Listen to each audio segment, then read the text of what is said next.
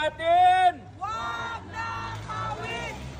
Mga kasama, sabi kahapon ni Congressman Suarez ng Quezon, yung akap daw na 26 billion, hindi naman daw ginagamit sa pamumulitika. Naniniwala kayo doon mga kasama? Yes! Ginagawa na naman tayong tanga ng mga congressman at ng mga senador eh.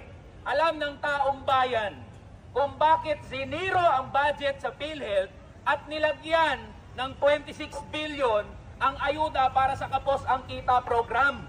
Gagamitin yan ng mga politiko, lalong-lalo na yung mga tatakbo sa 2025 para legal na bilhin ang boto ng mamamayan. Payag ba kayo doon mga kasama? Hindi! Ginagawa kasi tayong mangmang eh. Alam ng taong bayan yan kahit nakapikit na ang ayuda, AX, TUPAD,